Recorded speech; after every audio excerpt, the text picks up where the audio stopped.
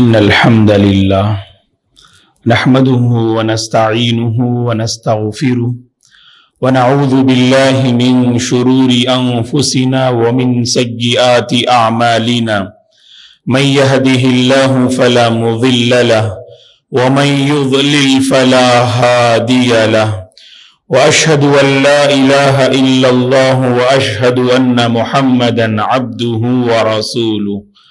أما بعد فأعوذ بالله من الشيطان الرجيم يا أيها الذين آمنوا اتقوا الله حق تقاته ولا تموتن إلا وأنتم مسلمون يا أيها الناس اتقوا ربكم الذي خلقكم من نفس واحدة وخلق منها زوجها وبث منهما رجالا كثيرا ونساء واتقوا الله الذي تساءلون به والأرحام إن الله كان عليكم رقيبا يا أيها الذين آمنوا اتقوا الله وقولوا قولا سديدا يصلح لكم أعمالكم ويغفر لكم ذنوبكم ومن يطع الله ورسوله فقد فاز فوزا عظيما فإن خير الحديث كتاب الله وخير الهدي هدي محمد صلى الله عليه وسلم وشر الأمور محدثاتها وكل محدثة بدعة وكل بدعة ضلالة وكل ضلالة في النار فأعوذ بالله من الشيطان الرجيم ولقد خلقنا الإنسان ونعلم ما توسوس به نفسه ونحن أقرب إليه من حبل الوريد إذ يتلقى المتلقيان عن اليمين وعن الشمال قعيد ما يلفظ من قول إلا لديه رقيب عتيد وجاءت سكرة الموت بالحق ذلك ما كنت منه تحيد ونفخ في الصور ذلك يوم الوعيد وجاءت كل نفس معها سائق وشهيد لقد كنت في غفلة من هذا فكشفنا عنك غطاءك فبصرك اليوم حديد وقال قرينه هذا ما لدي عتيد ألقيا في جهنم كل كفار عنيد مناع للخير معتد مريب الذي جعل مع الله إلها آخر فألقياه في العذاب الشديد قال قرينه ربنا ما أطغيته ولكن كان في ضلال بعيد قال لا تختصموا لدي وقد قدمت إليكم بالوعيد ما يبدل القول لدي وما أنا بظلام للعبيد من عمل صالحا من ذكر أو أنثى وهو مؤمن فلنحيينه حياة طيبة ولنجزينهم أجرهم بأحسن ما كانوا يعملون ہر قسم کی تعریف بزرگی اور بڑائی اس اللہ وحدہ لا شریک کے لیے ہے جس نے اس ساری کائنات کو پیدا کیا. درود اور سلام ہو رحمت للعالمین خاتم النبیین امام الانبیاء محمد عربی صلی اللہ علیہ وسلم پر جو گفتار کے ساتھ کردار کے غازی تھے. صحابہ اکرام رضوان اللہ علیہم اجمعین، تابعین، تبع تابعین، تمام مؤمن مرد اور عورتوں پر اللہ کی رحمت اور اس کی سلامتی ہو، آمین. محترم بزرگوں، نوجوانوں، عزیز بچوں اور قابل احترام میری ماں اور بہنوں، ایک مومن کو نیک عمل کی توفیق مل جائے تو اللہ کا بہت بڑا انعام ہوتا ہے، اور مومن بندہ اس نیک عمل کو شریعت کے مطابق خلوص اور للہیت کے ساتھ انجام دے تو یہ اس سے بڑا انعام ہوتا ہے. اور وہی مومن بندہ اس نیک عمل کی حفاظت کر لے، اس نیک عمل کو مسلسل اور لگاتار انجام دے، تو اللہ کی طرف سے ملنے والی بہت بڑی توفیق ہے۔ کیونکہ اعمال صالحہ، نیک اعمال کو بجا لانا، یہ ہر مسلمان کے بس کی بات نہیں ہوتی ہے، کیونکہ شیطان کی پہلی مکاری اور چال بازی یہی ہوتی ہے کہ وہ خصوصاً امت مسلمہ کو، مسلمانوں کو بھلائی سے روکنے کی ہر ممکن کوشش کرتا ہے، اور بظاہر اس میں اسے ناکامی کا سامنا کرنا پڑے اور مسلمان نیک اعمال کو بجا لانے میں آگے بڑھے، تو اس کی دو بنیادی مکاریاں ہوتی ہیں اور اس کی دو کوششیں ہوتی ہیں۔ پہلی کوشش یہ، اس نیک عمل کو بگاڑ دے، نیت میں خلل، کھوٹ اور بگاڑ پیدا کر کے اس نیک عمل کو برباد کرنے کی شیطان کوشش کرتا ہے۔ اور اس کی دوسری مکاری یہ ہوتی ہے، آپ خلوص کے ساتھ اس نیک عمل کو انجام دے صحیح، لیکن بہت جلد آپ سے وہ عمل رخصت ہو جاتا ہے۔ اس معنی میں موسم کے ساتھ خاص کیا، زمانے کے ساتھ خاص کیا، وقت کے ساتھ خاص کیا، موسم کے گزرنے کے ساتھ، زمانے اور وقت کے گزرنے کے ساتھ، حالات کے بدلنے کے ساتھ انسان اس عمل کو فراموش کر دیتا ہے۔ یہ شیطان کی بہت بڑی مکاری ہے۔ اب بحیثیت مسلمان ہم میں سے ہر ایک کی یہ ذمہ داری ہے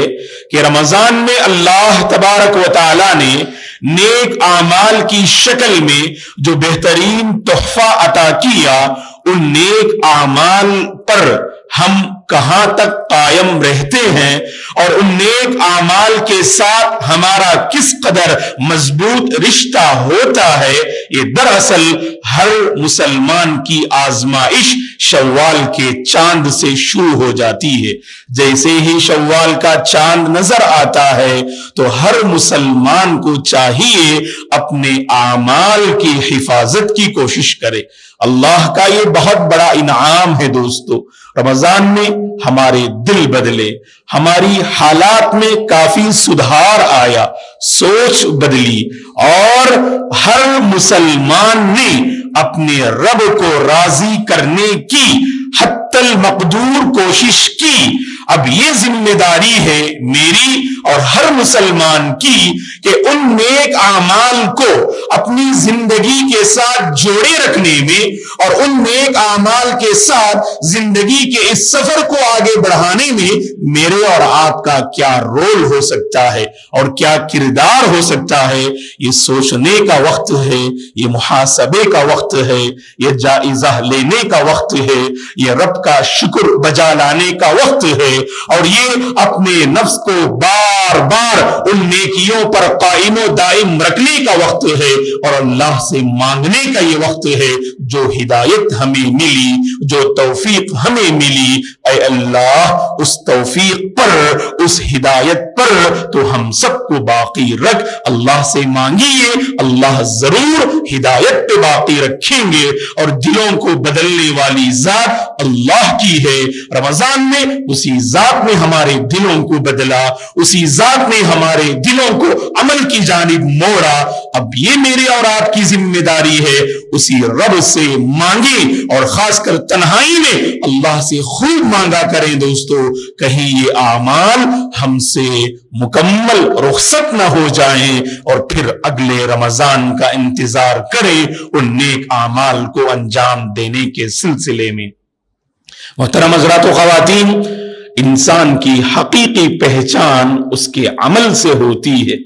آپ کے دل میں اللہ کا کتنا ڈر ہے، عملی زندگی سے اس کا اظہار ہوتا ہے۔ آپ صرف یہ کہیں کہ میرے دل میں اللہ کا ڈر ہے اور اعمال صالحہ میں کوتا رہے اور عملی زندگی میں پیچھے رہے اور عمل سے مغفل رہے، یاد رکھیں صحیح معنی میں دل میں جو تقوی ہے اس تقوی میں خلل کا یہ نتیجہ ہے کہ عملی زندگی سے اس کا اظہار آپ نہیں کر پاتے ہیں۔ اللہ کے نیک بندوں کو پڑھیے گا، اللہ کے نیک بندوں کی بنیادی پہچان یہ ہوتی ہے ان کے دل اللہ کے تقوی سے معمور تھے، خشیت الہی سے ان کے دل آباد تھے۔ اس کا سب سے بہترین مظہر انہوں نے عملی زندگی سے پیش کیا۔ اپنی عملی زندگی کو بہتر بنائیے، اپنی عملی زندگی کو مؤثر بنائیے، اپنی عملی زندگی میں ایسی تاثیر پیدا کیجیے آپ جہاں بھی رہیں آپ کی سب سے پہلی پہچان یہ رہے آپ باعمل مسلمان ہیں، آپ باعمل مسلمان ہیں۔ اور یاد رکھیے گا حالات بڑی تیزی سے بدل رہے ہیں، اگر امت مسلمہ چاہتی ہے کہ حالات کا مقابلہ کرے، امت مسلمہ چاہتی ہے کہ اپنا روشن مستقبل کہ اس کی تخطیط کرے اور اس کی منصوبہ بندی کرے، تو امت مسلمہ کو عملی زندگی میں بہتری لانی ہوگی، امت مسلمہ کو عملی زندگی میں بہتری لانی ہوگی۔ اور قرآن میں اللہ کا یہ وعدہ ہے اگر امت مسلمہ نے اپنی عملی زندگی کو بہتر بنایا تو اللہ تعالیٰ انہیں ایسی زندگی عطا فرمائیں گے جو پاکیزہ ہوگی، جو امن سے سرشار ہوگی، جو نعمتوں سے بھری ہوئی ہوگی، ایسی زندگی اللہ تعالیٰ عطا فرمائیں گے۔ من عمل صالحا من ذکر او انثى وهو مؤمن فلنحيينه حیاة طیبہ ولنجزینهم اجرهم باحسن ما كانوا يعملون۔ سورۃ النحل میں اللہ کا یہ وعدہ ہے کہ اللہ کے وہ بندے اور اللہ کی وہ بندیاں جو ایمان کے بعد عمل صالح کو مضبوطی کے ساتھ تھامتے ہیں، نیک اعمال میں آگے بڑھتے جاتے ہیں، تو یاد رکھیں دوستو اللہ تبارک و تعالی ایسوں کو پاکیزہ زندگی عطا کریں گے، ایسی زندگی جو برکتوں والی، نعمتوں والی، سکون والی، عافیت والی زندگی ہوگی، ایسی پاکیزہ زندگی اللہ تعالی امت مسلمہ کو عطا کریں گے۔ تو لہٰذا ہر مسلمان کو چاہیے کہ عملی زندگی میں بہتری لانے کی کوشش کرے۔ جانتے بہت کچھ ہیں ہم دوستو، ایسا نہیں کہ آج بہت سارے مسلمان دین کے مبادیات سے ناواقف ہیں، دین کی بنیادی تعلیمات سے ناواقف ہیں، ایسا نہیں کہا جا سکتا ہے۔ جمعہ کے خطبوں میں ہماری حاضری ہوتی ہے، دیگر اسلامک پروگرام میں ہم شریک ہوتے ہیں، سوشل میڈیا میں جو خیر ہے اس کو ہم سنتے ہیں، دیکھتے ہیں، اور اس کے ذریعے سے علمی زندگی میں کچھ سدھار آتا ہے۔ لیکن سب سے اہم جو ہے سوال یہ ہے دوستو، علمی زندگی میں سدھار کے ساتھ کیا عملی زندگی میں سدھار آ رہا ہے؟ علمی زندگی میں ترقی کے ساتھ کیا عملی زندگی میں ترقی آ رہا ہے؟ کیا ترقی نصیب ہو رہی ہے؟ ہر مسلمان کو اس کا جائزہ لینا چاہیے، کیونکہ مسلمان کی بنیادی پہچان ہی عمل سے ہوتی ہے، اور وہ حدیث ہمارے ذہن میں ہونی چاہیے، جانتے ہم بہت کچھ ہیں اور لوگوں کو حکم بھی بہت کچھ دیتے ہیں، لیکن عملی زندگی کی باری آتی ہے وہاں پر ہم مغفل نظر آتے، کوتا نظر آتے۔ تو یہ حدیث ہمارے ذہن میں ہونی چاہیے۔ سفر معراج کے موقع پر رسول اللہ صلی اللہ علیہ وسلم کو اللہ تبارک و تعالیٰ نے بعض ایسے مناظر دکھائے، وہ مناظر انسان کے رونگٹے کھڑے کر دینے والے مناظر ہیں۔ ترمذی کی حدیث ہے، رسول اللہ صلی اللہ علیہ وسلم کا گزر ایک ایسی قوم پر سے ہوا کہ اللہ کے نبی نے اس قوم والوں کو دیکھا کہ ان کے ہونٹ آگ کی قینچیوں سے کاٹے جا رہے تھے، ان کے ہونٹ آگ کی قینچیوں سے کاٹے جا رہے تھے۔ جبریل علیہ السلام آپ کے ساتھ تشریف فرما تھے، پوچھا جبریل علیہ السلام سے اللہ کے نبی نے، من ہؤلاء یا جبریل، اے جبریل یہ کون لوگ ہیں جن کے ہونٹ آگ کی قنچیوں سے کاٹے جا رہے ہیں۔ اللہ اکبر۔ جبریل علیہ السلام نے کہا ہؤلاء خطباء امتی الذین یقولون ما لا یفعلون، اے اللہ کے نبی، اے محمد، یہ آپ کی امت کے وہ خطبا ہیں، وہ رہبر ہیں، وہ رہنما ہیں، وہ معلمین ہیں، وہ مرشدین ہیں، جو کہتے کچھ ہیں اور کرتے کچھ اور، جو کہتے کچھ ہیں اور کرتے کچھ اور، جن کے قول و فعل میں بڑا تضاد نظر آتا ہے، جو صرف گفتار کے غازی ہیں، کردار کے غازی نہیں، تو ایسوں کے ساتھ یہ معاملہ کیا جائے گا۔ اللہ ہم سب کی حفاظت فرمائے۔ جب عملی زندگی میں ہماری کوتاہی ایسی دوستو، جب دوسروں کے گریبان میں ہم جھانکتے ہیں تو بہت ساری کمزوریاں ہمیں نظر آتی ہیں۔ جب اپنے گریبان میں ہم جھانکتے ہیں ایسا لگتا ہے عمل کے اعتبار سے ہم کامل ہیں، عمل کے اعتبار سے ہم پرفیکٹ ہیں۔ نہیں دوستو، اپنے گریبان میں صحیح معنی میں جائزہ اور جھانک کر دیکھیے گا، اللہ کی قسم ہمارے گریبان میں بہت سی کوتاہیاں نظر آئیں گی، بہت سی سیاہ کاریاں نظر آئیں گی۔ تو ضرورت اس بات کی ہے ان کوتاہیوں کو دور کیجئے گا، ان سیاہ کاریوں سے اللہ کی مغفرت طلب کیا کیجئے گا، اور عملی زندگی میں جو سستی آ رہی ہے اس سستی کو دور کیجئے گا، اور اللہ تبارک و تعالی کے پاس حقیقی سربلندی اور حقیقی مقام پانے کے لیے عملی زندگی میں مجھے اور آپ کو بہتری لانے کی ضرورت ہے۔ اور خود قرآن مجید ہم پڑھتے ہیں، اللہ تعالیٰ نے قرآن مجید میں اس مفہوم کو اور اس موضوع کو کئی ایک مقامات پہ ثابت کیا کہ کل قیامت کے دن کامیاب ہونے والے کون ہیں، عیش و عشرت کی زندگی پانے والے کون ہیں، نعمتوں والی زندگی اللہ کسے عطا فرمائیں گے؟ جس کے عمل کا پلڑا بھاری ہوگا، ایسوں کو اللہ تبارک و تعالی حقیقی کامیابی عطا فرمائیں گے۔ مشہور سورت ہے، نمازوں میں عموماً اس سورت کی تلاوت کی جاتی ہے، فَأَمَّا مَنْ ثَقُلَتْ مَوَازِينُهُ فَهُوَ فِي عِيشَةٍ رَاضِيَةٍ وَأَمَّا مَنْ خَفَّتْ مَوَازِينُهُ فَأُمُّهُ هَاوِيَةٌ وَمَا أَدْرَاكَ مَا هِيَ نَارٌ حَامِيَةٌ۔ ان آیات کریمہ میں اللہ نے اسی کو واضح کیا کہ جس کے عمل کا پلڑا بھاری ہوگا وہ قیامت میں لوگوں کے سامنے کہے گا، جو اصحاب الیمین میں سے ہوگا وہ بندہ جس کو اس کا نام اعمال دائیں ہاتھ میں دیا جائے گا اور کہے گا دیکھو یہ میرا نام اعمال، پڑھو میں کامیاب ہو گیا، اور مجھے اللہ کی ذات سے امید تھی کہ میں ایسا دن پانے والا ہوں اور اپنا حساب و کتاب پا کر رہوں گا۔ تو پوری خوشی کے ساتھ، کامیابی کے ساتھ باعمل مسلمان لوگوں کے سامنے اپنا ریکارڈ بتائے گا۔ اس کے مقابلے میں جو انسان بے عمل تھا، بے عمل انسان کو رسوائی کا سامنا کرنا ہوگا، بے عمل انسان کو ذلت کا سامنا کرنا ہوگا، بے عمل انسان کو ناکامی کا سامنا کرنا ہوگا، اور یہ اصحاب الشمال میں سے ہوگا، وہ لوگ جنہیں ان کے نام اعمال بائیں ہاتھ میں جو ہے دیا جائے گا۔ وَأَمَّا مَنْ أُوتِيَ كِتَابَهُ بِشِمَالِهِ فَيَقُولُ يَا ليتني لم أوت كتابيا ولم أدر ما حسابيا يا ليتها كانت القاضية ما أغنى عني ماليا هلك عني سلطانيا خذوه فغلوه۔ پھر اللہ نے اس کے بعد والی آیات میں اس کا انجام بتایا۔ افسوس کرتے ہوئے اپنے ریکارڈ کو چھپانے کی کوشش کرے گا اور ملامت کرے گا، ہے کاش مجھے یہ ریکارڈ نہ دیا جاتا تو کتنا بہتر ہوتا۔ تو اسی لیے دوستو، بعمل انسان کی اللہ کے پاس بڑی ویلیو ہوتی ہے، بعمل انسان کی اللہ کے پاس بڑی قدر ہوتی ہے، اور جو بے عمل انسان ہے تو قدم قدم پر ذلت و رسوائی، مصائب و آلام کا سامنا کرتا ہے۔ تو اسی لیے ہماری یہ ذمہ داری ہے اپنی عملی زندگی کو بہتر بنانے کی کوشش کیجیے گا۔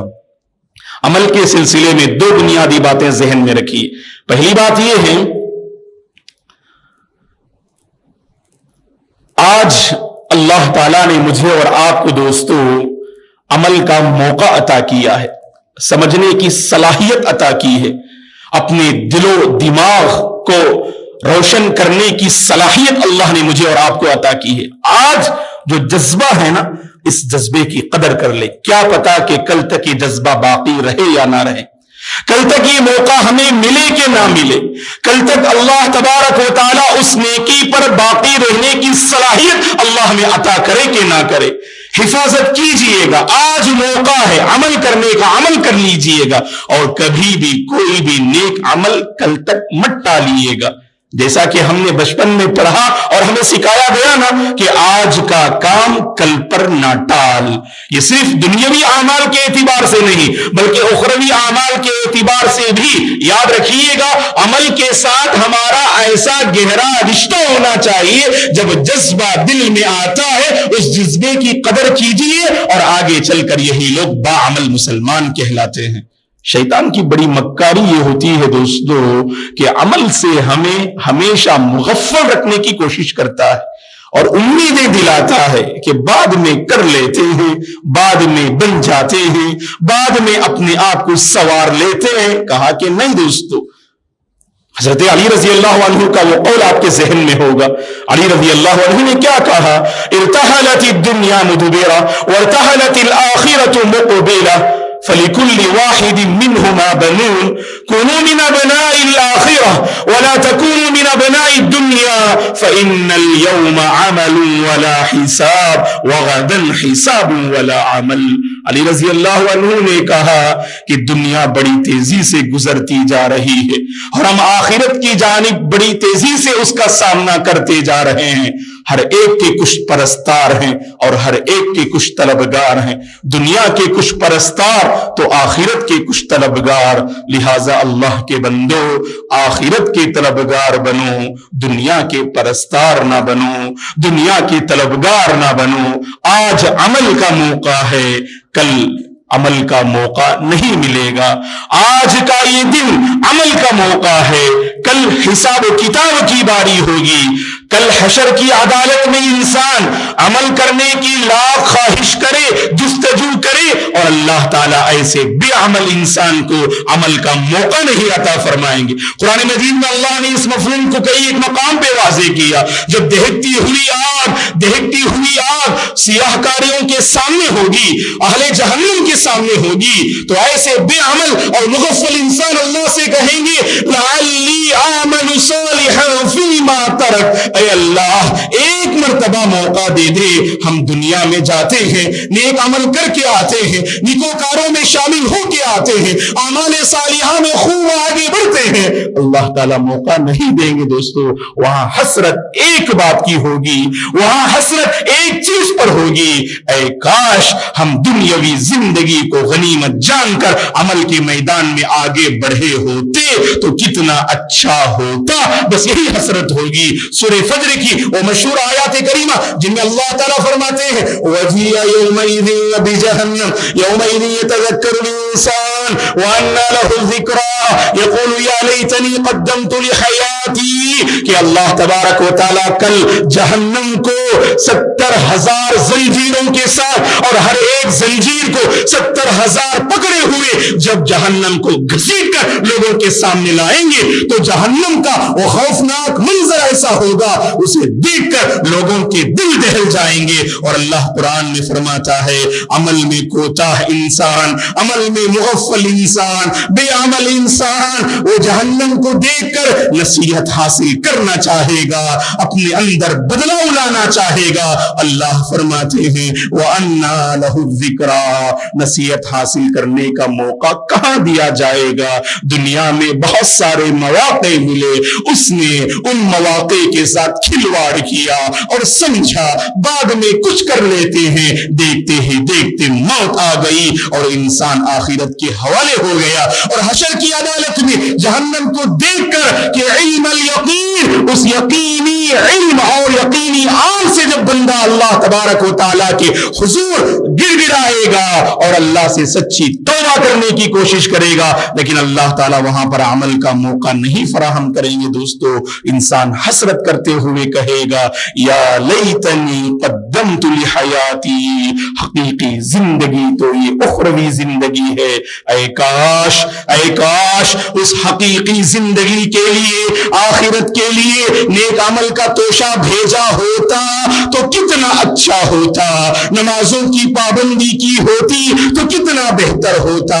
بندگی کو صحیح ڈھنگ سے بجا لایا ہوتا تو کتنا اچھا ہوتا۔ تو انسان صرف حسرت کرے گا اور سامنے دہکتی ہوئی آگ ہوگی، اور اس کے بعد فیصلہ اللہ کا یہ ہوگا کہ اس کو گھسیٹتے ہوئے جہنم رسید کر دیا جائے گا۔ تو اسی لیے دوستو آج عمل کا موقع ہے، اس کو غنیمت جان لیجئے گا۔ آج ہمارے جسم میں یہ صلاحیت ہے کہ ہم اللہ کے آگے جھک سکتے ہیں، رکوع کر سکتے ہیں، سجدہ کر سکتے ہیں۔ واللہ دوستو یہ بہت بڑا انعام ہے، یہ بہت بڑی نعمت ہے۔ ان لوگوں سے پوچھئے جو بستر پہ لیٹے ہیں، جو اللہ کی بندگی بجا لا نہیں سکتے، ان سے پوچھئے نیک اعمال کی کیا قدر ہوتی ہے، نیک اعمال کی کیا قدر ہوتی ہے، وہ بیان کریں گے یقیناً نیک اعمال کی کیا قدر و منزلت ہے۔ آج اللہ نے ہمیں صلاحیت دی ہے، اللہ کی خاطر بندو، اللہ کی خاطر اللہ کے بندو،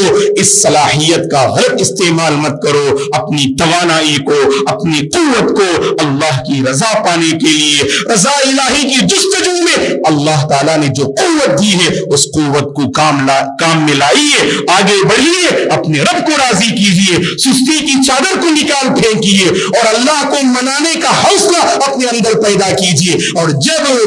ہمارے اندر سستی آتی ہے، دہکتی ہوئی آگ ہمارے سامنے ہونی چاہیے اور وہ خوفناک منظر ہمارے سامنے ہونا چاہیے، تبھی دلوں کا حال بدلے گا دوستو، اور عملی زندگی میں بہتری آئے گی۔ جب ہم عمل کی بات کرتے ہیں تو یہ عمل کے حوالے سے ایک بات بہت ضروری ہے دوستو، وہ یہ ہے، غور سے سنیے گا، اللہ کے بعض بندے الحمدللہ نیک اعمال کی توفیق ملتی ہے، اللہ کا کرم ہے کہ 5 وقتہ نمازوں کے پابند ہوتے ہیں، شریعت کی جو تعلیمات ہیں بندگی کے حوالے سے اسے انجام دینے کی حتی المقدور کوشش کرتے ہیں، لیکن ایک غفلت ہوتی ہے دوستو بہت سارے بندوں سے، وہ غفلت جانتے ہیں کہ حقوق اللہ کے بڑے پاسدار ہوتے ہیں اور حقوق العباد میں بڑے کوتاہ نظر آتے ہیں۔ یاد رکھیے گا، اپنے اعمال کو ضائع نہ کریں، اپنی محنت کو برباد نہ کریں، کیونکہ وہ لوگ اپنی محنت کو برباد کرتے ہیں جو صرف حقوق اللہ میں بڑے آگے نظر آتے ہیں اور حقوق العباد میں بڑے کوتاہ نظر آتے ہیں۔ ہم جانتے ہیں کہ کل قیامت کے دن اللہ تبارک و تعالی ایسے لوگوں کے اعمال ان لوگوں کے حساب میں کر دیں گے، ان لوگوں کے کھاتے میں اللہ تعالیٰ ان کے اعمال کر دیں گے جن پر انہوں نے ظلم کیا، جن کے ساتھ انہوں نے زیادتی کی، جن کے حقوق انہوں نے ہڑپ لیے، جن کے ساتھ انہوں نے زیادتی والا معاملہ کیا۔ تو لہٰذا دوستو حقوق اللہ کے ساتھ حقوق العباد کے بھی محافظ بن جاؤ، حقوق اللہ کے ساتھ حقوق العباد کے بھی پاسدار بن جاؤ، تاکہ ہمارے یہ اعمال اللہ کے نزدیک محفوظ رہ سکیں۔ کل قیامت کے دن وہ مشہور حدیث ہم جانتے ہیں، رسول اللہ صلی اللہ علیہ وسلم نے فرمایا کہ حقیقی معنی میں مفلس وہ ہے جو نمازوں، روزوں اور دیگر شرائع اسلام کے ساتھ اللہ کے دربار میں حاضر ہوگا، کسی کو ستایا ہوگا، کسی کو گالی دی ہوگی، کسی کی زمین ہڑپ لیا ہوگا، کسی کا مال ناحق طریقے سے کھایا ہوگا، کسی پہ ظلم کیا ہوگا، کسی کی عزت کے ساتھ کھلواڑ کیا ہوگا، وہ سارے بندے وہاں حاضر ہو جائیں گے اور اس سے اپنا مطالبہ مکمل کرنے کی جو ہے وہ اپیل کریں گے، اور وہ بندہ وہاں پر حقوق تو ادا کر نہیں سکتا، درہم و دینار تو وہاں کام نہیں آئیں گے، روپیے پیسے تو وہاں کام نہیں آئیں گے۔ تو وہ حدیث جو صحیح مسلم کی ہے، اللہ کے نبی نے فرمایا صلی اللہ علیہ وسلم نے، من كانت عنده مظلمة لأخيه من عرضه من عرضه او من شيء فليتحلله منه اليوم قبل ان لا يكون دينار ولا درهم فإن كان له عمل صالح أخذ من حسناته وإن لم يكن له حسنات أخذ من سيئات صاحبه فحمل عليه۔ اللہ کے نبی نے فرمایا صلی اللہ علیہ وسلم نے، اگر کسی نے کسی پہ ظلم کیا ہے، کسی کی عزت کے ساتھ اس نے کھلواڑ کیا ہے، کسی کے حق کو ہڑپ لیا ہے، اسے چاہیے آج ہی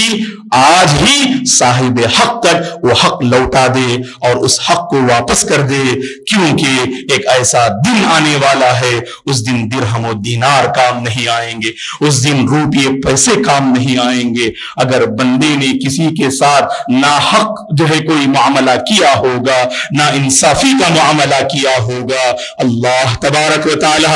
جس بندے نے ظلم کیا اس ظالم کے نام اعمال سے نیکیاں لے کر اس بندے کو، مظلوم بندے کو عطا کریں گے۔ اور اسی طرح سے اگر نیکیاں ختم ہو جائیں تو سامنے والے میں جو برائیاں ہیں وہ برائیاں اللہ تبارک و تعالی اس ظالم کے نام اعمال میں کر دیں گے۔ یہ اللہ کے نبی نے پوری صراحت کے ساتھ جو ہے اس کو واضح کیا دوستو۔ اس لیے ضرورت اس بات کی ہے کہ حقوق العباد میں کوتاہ نہ رہیں، حقوق العباد میں کوتاہ نہ رہیں۔ ان سجدوں کی اللہ کے پاس کوئی ویلیو نہیں، اس آنسو کی اللہ کے پاس کوئی ویلیو نہیں۔ آپ اللہ کے دربار میں گڑ گڑا رہے ہیں، رو رہے ہیں، مغفرت مانگ رہے ہیں، اور آپ کی وجہ سے آپ کا کوئی بھائی رو رہا ہے، آپ کی وجہ سے آپ کی کوئی بہن جس کی آنکھوں سے آنسو نکل رہے ہیں۔ یاد رکھیں دوستو، اس آنسو کی اللہ کے پاس کوئی علاج نہیں، اس آنسو کی اللہ کے پاس کوئی ویلیو نہیں۔ جس آنسو کے پیچھے بہت سارے لوگوں کی آنکھوں سے آنسو بہتے ہوں،